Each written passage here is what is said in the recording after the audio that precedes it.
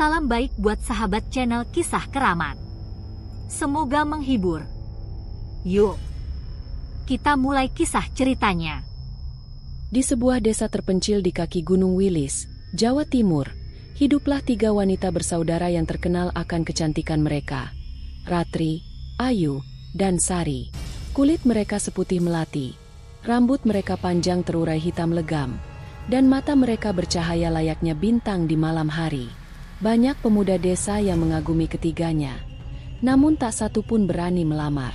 Mereka percaya, kecantikan yang luar biasa itu adalah berkah sekaligus kutukan dari leluhur desa. Desa mereka, Desa Wonosari, dikelilingi hutan lebat dan sungai deras yang dianggap keramat.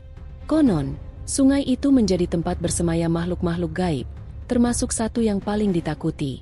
Genderuwo, sosok tinggi besar berbulu lebat, bermata merah menyala, yang gemar mempermainkan dan bahkan menculik manusia. Suatu sore yang kelam, saat awan gelap menggantung berat di langit, ketiga saudari itu memutuskan untuk pergi mandi di sungai. Sebenarnya, nenek mereka telah melarang keras untuk bermain di sekitar sungai setelah matahari mulai condong ke barat. "Sungai itu bukan hanya milik kita, cucu-cucuku," suara sang nenek serak penuh peringatan. "Ada yang mengintai, menunggu waktu." Namun, rasa ingin tahu dan semangat muda membuat mereka menyepelekan peringatan itu. Dengan membawa kain batik dan sabun tradisional, mereka berjalan beriringan menuju sungai, berbicara dan tertawa, tak menyadari bahwa langkah mereka diawasi dari balik pepohonan rimbun. Sesampainya di sungai, suasana aneh langsung terasa. Air sungai yang biasanya jernih berubah menjadi kehijauan pekat, dan udara terasa lebih dingin dari biasanya. Burung-burung berhenti berkicau, angin pun seolah menahan napas. "Kenapa sepi sekali ya?" gumam Ayu sambil menggigil. "Ah, kau penakut," sahut Ratri, si sulung, sambil tertawa kecil untuk mengusir rasa takut. Sari, si bungsu, merasa ada sesuatu yang salah. Beberapa kali ia menoleh ke belakang, merasa seperti ada yang memperhatikan mereka. Tapi setiap ia mencoba mencari sumber rasa itu, hanya hutan gelap yang menyapanya. Mereka melanjutkan mandi sambil bercengkrama. Hingga tiba-tiba, kabut tipis muncul dari sungai. Dari tengah kabut itu, samar-samar, muncullah sosok besar hitam berbulu lebat. Makhluk itu berjongkok di tepi sungai, matanya merah menyala, dan mulutnya menganga memperlihatkan taring-taring tajam. Sari yang pertama kali melihatnya menjerit kencang. "Ratri, Ayu, lari!" Namun sebelum mereka sempat berlari, makhluk itu mengayunkan tangan besarnya dan menarik Ayu ke dalam kabut. Teriakan Ayu menggema, membuat seluruh desa terdiam mendengarnya. Ratri dan Sari berusaha mengejar, tetapi tubuh mereka seperti tertahan angin keras yang keluar dari arah makhluk itu. Dalam sekejap, Ayu lenyap, diselimuti kabut yang kini perlahan-lahan menghilang, meninggalkan sungai yang kembali tenang seolah tak terjadi apa-apa. Keduanya kembali ke desa dalam keadaan berantakan, tubuh gemetar dan wajah pucat pasi. Mereka menceritakan kejadian itu pada warga dan kepala desa. Warga segera berkumpul dengan membawa obor, pusaka, dan sesaji. Mereka tahu, ini bukan urusan biasa. Ini pertanda bahwa genderuwo Sungai Keramat telah memilih mangsanya. Nenek mereka segera memimpin upacara kecil di balai desa, membakar kemenyan dan membaca doa-doa kuno. Aroma dupa memenuhi udara, namun kengerian tak juga berkurang. Kepala desa, seorang pria tua yang dikenal bijaksana, berkata dengan suara berat, "Kalau Ayu telah dibawa genderuwo, maka dia tak akan kembali dengan mudah. Kita harus mencari pertolongan pada sesepuh hutan." Sari menatap nenek dan Ratri dengan air mata berlinang. "Aku tidak mau kehilangan Kak Ayu." Ratri menggenggam tangan Sari erat-erat. Dalam hatinya, rasa bersalah menyelimuti. Andai saja ia mendengarkan peringatan nenek, semua ini takkan terjadi. Malam itu, Desa Wonosari seakan berubah menjadi dunia lain. Suara-suara aneh terdengar dari arah sungai, tawa berat yang menggema, tangisan samar, hingga bau anyir darah yang tertiup angin. Sari bermimpi buruk. Dalam tidurnya, ia melihat Ayu dalam balutan kain putih, duduk di bawah pohon besar, matanya kosong, Tubuhnya dikelilingi sosok-sosok bayangan berwujud aneh.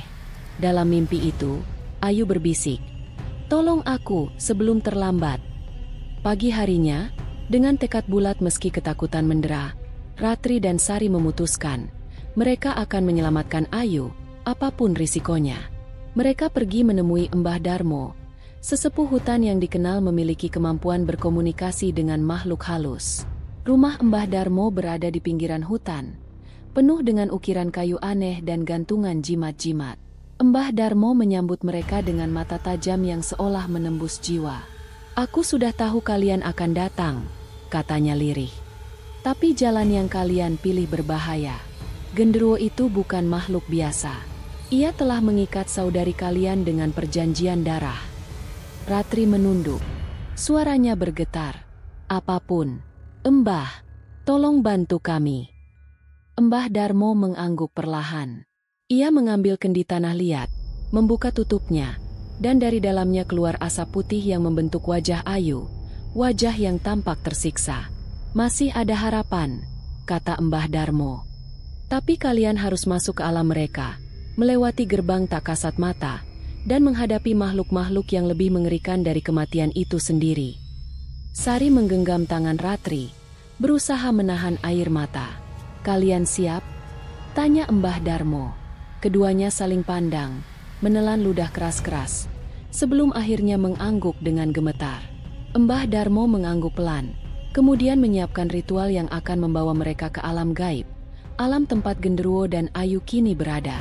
Saat malam kembali jatuh, dengan bulan purnama redup tertutup awan tipis, Ratri dan Sari berdiri di tepi Sungai Keramat, siap untuk memasuki dunia yang tak seharusnya mereka masuki. Dari kejauhan, suara tawa berat itu terdengar lagi. Kali ini lebih dekat, lebih mengerikan. Mereka tahu, tak ada jalan kembali. Malam itu, di bawah sinar bulan purnama yang pucat, Ratri dan Sari berdiri gemetar di tepi Sungai Keramat. Di belakang mereka, Mbah Darmo tengah menyelesaikan lingkaran pelindung dari tanah liat, darah ayam hitam, dan bunga setaman. Angin berdesir aneh, membawa bau busuk yang menusuk hidung. "Apapun yang terjadi," suara Mbah Darmo berat dan tegas, "jangan keluar dari lingkaran ini sebelum waktunya." Keduanya mengangguk, walau rasa takut hampir melumpuhkan lutut mereka. Mbah Darmo mulai melantunkan mantra-mantra kuno. Getaran halus terasa di tanah. Air sungai mendadak bergolak, meski tak ada angin yang menggerakkan. Lalu, dari pusaran air, muncullah sebuah portal, berkilauan aneh dengan warna kehijauan, menebarkan hawa dingin yang menusuk tulang. "Masuklah," kata Mbah Darmo. "Cari saudaramu. Tapi ingat, di dunia sana segala sesuatu bisa menipu." Dengan doa dan keberanian yang tersisa, Ratri dan Sari melangkah ke dalam portal. Begitu mereka menyeberang, dunia berubah drastis. Langit berubah menjadi merah darah. Pohon-pohon tampak seperti tangan-tangan raksasa yang mencakar langit. Sungai itu sendiri berubah menjadi sungai darah yang mengalir lambat, penuh dengan bau amis yang menyengat. Sari memeluk Ratri erat-erat. "Kak, aku takut." "Aku juga, Sari. Tapi kita harus kuat. Untuk Ayu." Di kejauhan, mereka melihat sebuah bangunan tua, sebuah pendopo besar dari kayu lapuk, dihiasi tengkorak-tengkorak manusia. Dari dalam pendopo, terdengar suara-suara aneh, tertawa, menangis, dan jeritan-jeritan mengerikan. Mereka berjalan menyusuri jalan setapak penuh lumut, ditemani oleh bisikan-bisikan dari balik pepohonan.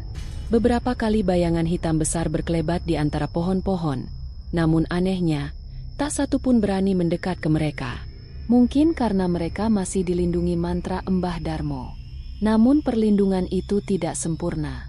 Saat mereka hampir mencapai pendopo, jalan mereka dihalangi oleh sosok-sosok aneh. Makhluk bertubuh manusia tapi bermuka anjing, dengan lidah terjulur panjang dan mata kosong. "Manusia, manusia daging-daging," geram makhluk-makhluk itu sambil merangkak mendekat. Ratri menggenggam kuat jimat yang diberikan Mbah Darmo, sebuah batu kecil berwarna hitam legam.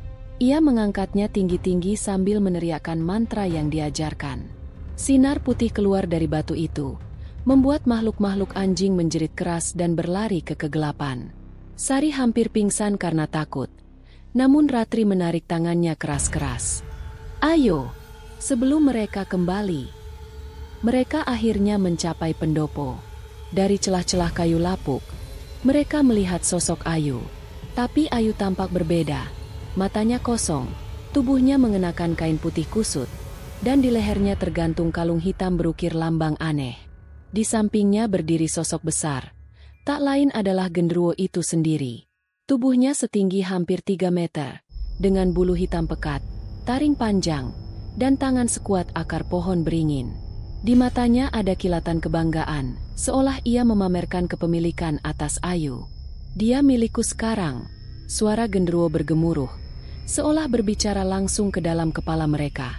"Kalian manusia kecil tak berhak merebutnya." Ratri dan Sari saling pandang.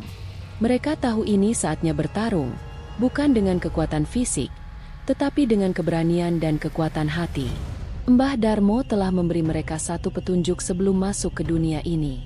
Untuk membebaskan jiwa yang terikat, putuskan rantai perjanjian dengan lambang hitam. Ratri tahu yang dimaksud adalah kalung hitam di leher Ayu. Tapi bagaimana cara mengambilnya dengan makhluk sebesar itu di dekatnya? Saat mereka berpikir keras, tiba-tiba Ayu berbalik ke arah mereka. Untuk sesaat, seberkas cahaya kesadaran tampak di matanya. "Ayu, dengar aku," teriak Ratri. "Kau harus melawan. Ingat keluarga kita. Ingat nenek." Air mata mengalir dari mata Ayu. Tapi seketika, genderuwo meraung keras. Suaranya membuat tanah bergetar, dan bayangan-bayangan hitam mulai bermunculan dari dalam pendopo, berwujud tangan-tangan panjang yang meraih mereka. Sari, yang sejak awal ketakutan, kini berdiri dengan tubuh gemetar. Ia mengingat sesuatu, doa kuno yang diajarkan nenek mereka saat kecil, untuk melawan yang tidak terlihat. Dengan suara bergetar, Sari mulai melantunkan doa itu. Suara aneh, berirama mistis. "Asmaulahil adham, ya Nur Yahuda, ya Salam ya Hak." Semakin keras ia melafalkan doa itu, semakin lemah tangan-tangan bayangan itu. Melihat kesempatan itu, Ratri berlari maju, menerobos tangan-tangan bayangan, mendekati Ayu. Genderuwo mengayunkan tangannya, berusaha menahan, tetapi tangan Ratri lebih cepat.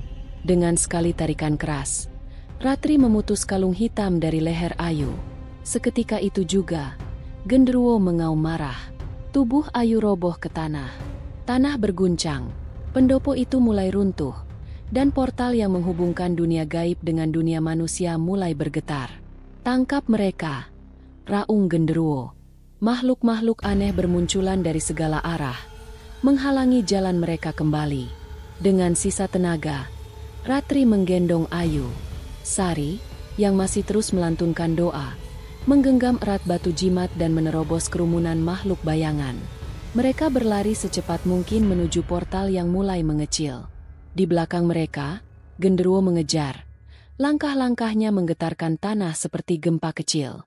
Saat mereka hampir mencapai portal, genderuwo mengulurkan tangan raksasanya untuk meraih mereka. Tetapi sesaat sebelum tangan itu menyentuh mereka, batu jimat di tangan Sari memancarkan cahaya putih menyilaukan. Cahaya itu memukul tubuh genderuwo, membuat makhluk itu mengaum kesakitan. Dengan lompatan terakhir, ketiganya melewati portal, dan dunia itu lenyap di balik mereka. Mereka terjatuh di tepi sungai Keramat, tubuh kotor dan penuh luka, namun hidup. Mbah Darmo segera menutup lingkaran pelindung dan membacakan mantra penutup. Ayu terbatuk lemah, lalu menangis di pelukan Ratri dan Sari. "Terima kasih kakak-kakakku," bisiknya. Namun, meski berhasil kembali, mereka tahu tidak semuanya berakhir. Dari dalam hutan, suara berat genderuwo masih bergema. "Kalian mencurinya dari tanganku, tapi aku akan kembali." Malam itu, di desa Wonosari, suasana penuh ketegangan menggantung berat di udara. Ketiga saudari, Ratri, Ayu, dan Sari, kini berkumpul di rumah nenek mereka. Namun kegembiraan karena selamat berubah menjadi ketakutan baru. Ayu terus-terusan merintih dalam tidurnya. Tubuhnya demam tinggi, dan dari mulutnya kadang keluar bisikan-bisikan dalam bahasa asing yang tidak mereka mengerti. Matanya sesekali terbuka, menatap langit-langit kosong, seolah melihat sesuatu yang tak kasat mata. Mbah Darmo yang masih menemani mereka terlihat muram. Ikatan Ayu dengan Genderuwo belum sepenuhnya putus, katanya. Jiwanya masih separuh di dunia sana. Ratri memandang Mbah Darmo dengan putus asa. Apa yang harus kami lakukan? Perlu ritual besar untuk menyucikan Ayu, jawab Mbah Darmo. Tapi itu akan membangkitkan amarah Genderuwo lebih jauh. Malam itu, Mbah Darmo, dibantu para tetua desa, menyiapkan upacara penyucian. Mereka mendirikan altar di tengah balai desa, menggunakan sesajen khusus, bunga 7 rupa, kepala kambing hitam, kendi berisi air suci dari 7 mata air, dan pusaka kuno yang diwariskan sejak zaman leluhur. Namun, Genderuwo tidak tinggal diam. Saat upacara baru setengah berjalan, bumi berguncang hebat. Dari dalam hutan terdengar raungan panjang, diikuti oleh kabut hitam yang menggulung cepat menuju desa. "Awas! Kabut maut!" teriak Mbah Darmo. Warga desa berlarian mencari perlindungan, namun kabut itu seperti makhluk hidup, mengejar, menjerat, memisahkan siapa saja yang lengah. Dari dalam kabut, sosok-sosok makhluk gaib bermunculan. Pocong bertaring, sundel bolong dengan rambut menjerat, bahkan bayangan raksasa hitam bermata merah. Semua itu adalah pasukan Genderuwo yang datang untuk merebut kembali miliknya. Ratri, Sari, dan para tetua segera membentuk lingkaran perlindungan di sekitar Ayu. Mereka membaca mantra keras-keras, berusaha menahan serbuan kegelapan itu. Namun Genderuwo sendiri muncul di tengah kabut, lebih besar, lebih menyeramkan dari sebelumnya. Bulunya kini memancarkan asap hitam pekat, dan matanya seperti bara api. "Ayu adalah milikku," raungnya. "Siapapun yang menghalangi akan kubinasakan." Genderuwo menghantam perisai perlindungan mereka. Setiap pukulannya membuat tanah retak dan menggetarkan udara. Para tetua berjuang keras, namun jelas kekuatan mereka mulai melemah. Mbah Darmo, dengan suara parau, berteriak, "Hanya ikatan darah yang bisa memutus ini semua. Salah satu dari kalian, darah keturunan sedarah Ayu, harus rela mengorbankan sesuatu." Ratri dan Sari terpaku. "Apa maksudnya, Mbah?" seru Sari, hampir menangis. "Kalian harus memilih," kata Mbah Darmo lirih. "Siapa yang bersedia menyerahkan sebagian jiwanya untuk menggantikan tempat Ayu?" Dalam hitungan detik, Ratri maju. Aku yang akan melakukannya." Sari menahan Ratri. "Jangan, Kak, jangan tinggalkan aku." Tapi Ratri tersenyum penuh air mata. "Aku kakak kalian. Tanggung jawabku melindungi kalian." Mbah Darmo mengangguk sedih. Ia menggambar simbol kuno di tanah, lalu meminta Ratri berlutut di tengah lingkaran. Genderuwo tampak bergeming, seolah menunggu apa yang akan terjadi. Mbah Darmo mulai membacakan mantra pengorbanan, sementara Ratri menggenggam erat tangan Ayu yang pucat. Darah Ratri, yang diteteskan ke tanah, membentuk pola menyala merah. Tiba-tiba, langit bergemuruh, petir menyambar-nyambar. Genderuwo meraung marah, menyadari apa yang sedang terjadi. Namun sudah terlambat. Tubuh Ayu perlahan bercahaya, dan ikatan hitam di sekitarnya pecah berhamburan. Ayu membuka matanya, kini penuh kesadaran dan air mata. Ratri, di sisi lain, tubuhnya perlahan memudar. Wajahnya tetap tersenyum. "Kau selamat, Ayu." "Sari, jagalah satu sama lain," bisik Ratri sebelum tubuhnya berubah menjadi ribuan titik cahaya dan menghilang ke udara. Genderuwo mengaum histeris, mencoba menangkap sisa-sisa jiwa Ratri, namun gagal. Tanpa ikatan darah yang menghubungkan Ayu padanya, kekuatannya di dunia ini melemah. Mbah Darmo memanfaatkan kesempatan itu. Dengan mengangkat pusaka kuno, sebilah keris berlumur darah sakral, ia menusukkannya ke tanah. Seketika, tanah terbuka membentuk lubang hitam besar, menyedot Genderuwo dan pasukannya ke dalamnya, diiringi raungan kemarahan dan rasa sakit. Kabut menghilang. Malam kembali tenang. Desa Wonosari selamat, namun dengan harga mahal. Beberapa bulan berlalu, Ayu dan Sari tinggal bersama nenek mereka, menjalani hidup sederhana.